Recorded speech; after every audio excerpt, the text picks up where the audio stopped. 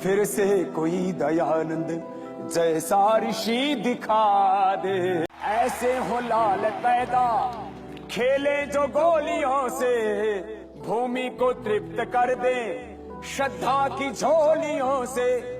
गूंजे ये देश मेरा शेरों की बोलियों से, बिस्मिल गुरु भगत सिंह वीरों की टोलियों से, वीरों की टोलियों से।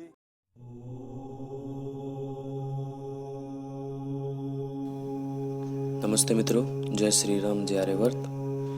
मैं जानता हूँ कि ये जो मेरी वीडियो है मेरे चैनल के साथ में हिंदू भी, मुसलमान भी, ईसाई भी और अपने भीमवादी भाई वो भी जुड़े हुए हैं।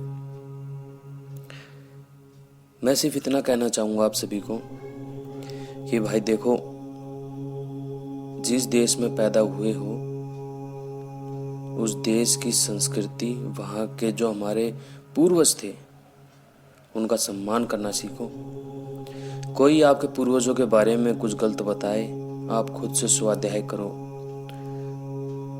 जैसे मेरे आगे कुछ व्यक्ति मुझे मिले जो भगवान माता बुद्ध के बारे में गलत सलत बोला करते थे, परंतु मैंने उनकी बात नहीं मानी, क्योंकि मैं यही सोचता था कि यार एक राजा का लड़का धन संपदा सब कुछ छोड़कर चला गया, गलत तो वो हो नहीं सकता। जहां लोग एक छोटी सी क्यारी के लिए, छोटी सी 2 कदम जमीन के लिए एक दूसरे की हत्या कर देते हैं, वो तो सारे राजपाट छोड़ के चला गया। तो मैंने उनके बारे में जाना और समझा कि हाँ, वास्तव में वो बहुत ही अच्छे मनुष्य थे, महापुरुष थे। तो इसी प्रकार यदि आपके आगे कोई श्री राम, श्री कृष्ण जी के बारे में या मनुस्मृति के बारे में, महाभारत रामायण के बारे में आदि किसी चीज के बारे में गलत बोलता है, तो आपको जानना चाहिए कि एक ऋषि क्या होता है, उसकी विचारधारा कहाँ से चलती है। क्योंकि मूल तो भाई वेद है ना, तो वेद विरुद्ध बात कभी ऋषि नहीं करेगा। और कहीं पे वेद विरुद्ध बात लिखी और ये कहा गया और ये ऋषि ने लिखा है, तो समझ लेना कि वहां कुछ ना कुछ घपला है। तो चलिए अब हम ऋषि दयानंद जी की बात करते हैं। मैं आप लोगों को बताऊंगा कि उनकी दिनचर्या कैसी थी। ध्यान से इस वीडियो को सुनना, और हो सकता है आपको एक बारी में कुछ बातें समझ में ना आए, क्योंकि ये वीडियो थोड़ी सी लंबी बन सकती है। क्योंकि मैं खाली ये नहीं बोलूंगा कि वो कैसे मैं उठते थे, क्या करते थे, क्या नहीं करते थे।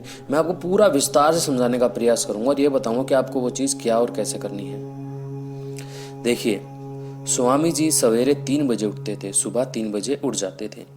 कुल्ला आदि करके जल पान करते थे। शौच आदि से निवृत्त होकर योग के आसन करते थे। इन नाना प्रकार के आसनों से ही उनका व्यायाम हो जाता था। योग के आसन कौन कौन से? अभी जैसे कि आप सभी जानते ही हैं, हम अलग अलग प्रकार के आसन कर सकते हैं। मुख्य आसन का यदि मैं नाम लूं, जिसमें लगभग सारे आसन आ जाते हैं। सूर्य नमस्कार आप ले सकते हैं, और सूर्य नमस्कार में ही आप दंड भी लगा सकते हैं, कुंभक के व्यायाम कर सकते हैं। यदि ना करना चाहे तो साधारण श्वास प्रश्वास की गति के साथ में आप सूर्य नमस्कार आदि दूसरे आसन कर सकते हैं। तो हो गया आसनों का। जिस समय वे कुंभक प्राणायाम करते थे, उस समय उनकी मूर्ति तपे हुए सोने के सदृश व चमका करती थी। या कुंभक के प्राणायाम आप उलझे नहीं, मैंने जो महर्षि पतंजलि जी ने बता रखे हैं प्राणायाम, जो कुंभक के प्राणायाम है, जिनको वैदिक प्राणायाम मैं बोलता हूँ, तो वो प्राणायाम की मैंने प्लेलिस्ट बना रखी है, वहाँ से देख सकते हैं। और जो मैंने देखिए शुरू से देखना उसको प्राणायाम को, क्योंकि इसमें सावधानी रखने की बहुत ज़्यादा जरूरत होती है, ध्यान रहे। तो जिस तरीके से मैंने पहले भाग से बना रखा है, एक एक भाग को बड़े ध्यान से देखना और लिख लेना उनको, जो मैंने बता रखा है, जो नियम बता रखे हैं, क्या क्या सावधानी रखनी है, क्या क्या करना, पूरा लिख लेना अच्छी प्रकार से। तभी आप जो है उन कुंभक के प्राणायामों को करना, ठीक है। तो महर्षि दयानंद जी जब कुंभक के प्राणायाम करते थे, उस समय उनकी मूर्ति तपे हुए सोने के सदृश चमका करती थी। सूर्य निकलने से पहले ही वे बाहर घूमने निकल जाते थे। वे इतना तेज चलते थे कि उनके साथ चलने वाले को दौड़ना पड़ता था। वे श्वास सदा नाक द्वारा लेते थे, यानी कि मुंह खोल के श्वास कभी भी नहीं लेते थे। दूर एकांत स्थान में जाकर 1 घंटे तक समाधि लगाते थे। मित्रों, हम लोग तो लगभग, मैं हर किसी को जहां पर भी देखता हूं, सभी धारणा तक ही अटके हुए हैं। तो भाई समाधि तो चलो हम लोग नहीं पहुंचे, लेकिन प्रयास तो कर सकते हैं ना। तो आप साधारण से, यदि आपको कुछ भी नहीं आता है, ध्यान के नाम पर आपको कुछ भी नहीं आता है, सिर्फ आप 2 चीज कर लिया कीजिए। पहली तो है ईश्वर प्रणिधान। चलिए, आप समझ नहीं पाएंगे अभी ईश्वर प्रणिधान को, उसको बाद में आप समझना। आप सिर्फ एक चीज कर लिया कीजिए कि आप जो है शांति से कहीं बैठ जाइए, और क्या तो आप अपने शरीर के किसी भी अंग पर, माथे पर, नाक पर, या फिर जीभ के आगे वाले हिस्से पर, या फिर कंठ प्रदेश में जो गला है हमारा, यहाँ पर टैटुआ होता है गड्ढा सा, वहां पर, या फिर दोनों फेफड़ों के बीच में नीचे की तरफ जो होता है उसको हृदय प्रदेश बोलते हैं, वहां पर, या फिर नाभि पर। ठीक है, यहाँ पर कहीं पर भी अपनी धारणा बना लीजिए। ठीक, और वहां पर यदि आप जाप करना चाहते हैं किसी ओम का या फिर गायत्री मंत्र, गायत्री मंत्र को श्रेष्ठ मंत्र कहा गया, हर किसी ने गायत्री मंत्र को श्रेष्ठ बताया है। आप यदि मनुस्मृति पढ़ते हैं उसमें भी ऋषि दयानंद जी महाराज ने भी और भगवान माता बुद्ध ने भी गायत्री मंत्र को श्रेष्ठ मंत्र कहा। वो मैंने अपनी पिछले वाली वीडियो में आपको प्रमाण भी दिए थे कि महात्मा बुद्ध ने गायत्री मंत्र को श्रेष्ठ कहा है। तो आप गायत्री मंत्र का जो है जाप कर सकते हैं, और साथ में उसके ईश्वर प्रणिधान बनाना होता है। ठीक है, तो ये चीज करनी चाहिए। या तो फिर आप ये भी नहीं कर सकते तो आप एक काम करते, शांति से बैठ जाइए और आती जाती श्वासों पर ध्यान लगाइए। जो श्वास आ रही है, जो जा रही है, बस इसका आपको भान होना चाहिए। इसका आपको, आप जैसे कि हम किसी नदी के पास में तटस्थ एकदम बैठे रहते हैं और वहां पर नदी पर लहरें उठ रही हैं या पक्षी आ रहे हैं, हम सिर्फ उनको देख रहे होते हैं। ठीक है, इसी प्रकार हमें जो है शांति से श्वास आ रही है, हाँ भाई श्वास आई, श्वास गई, हाँ भाई श्वास गई, उसके प्रति सजग रहना होता है। और आप इसको और भी सूक्ष्मता से अगर आगे करना चाहते हैं तो आप अपने शरीर पे, जैसे कि जो नाक के दोनों छेद हैं वहाँ पे जो आसपास मांसपेशियां, वहाँ पे देखिए श्वास जब आती है कहाँ टकराती है।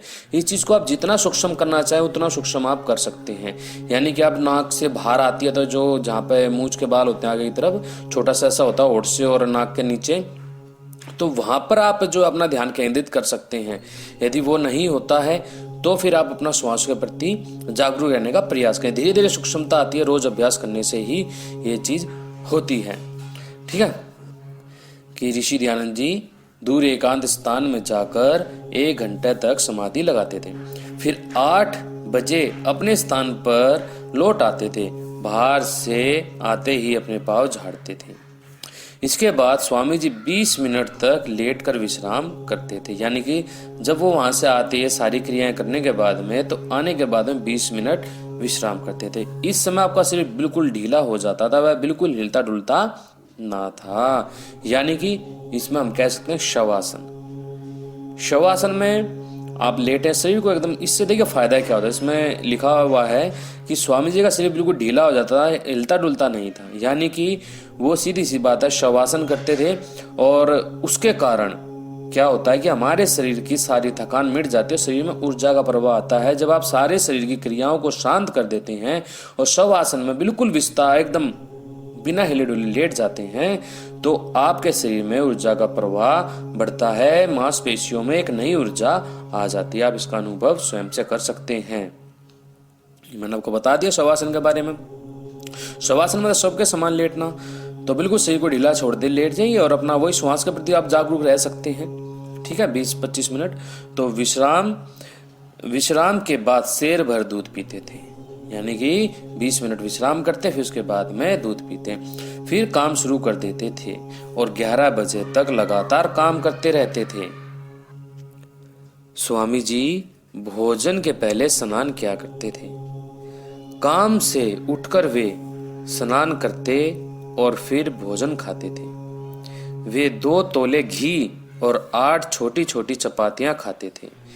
वे रोटी खूब चबा चबा कर खाते और भोजन में कोई आधा घंटा लगाते थे।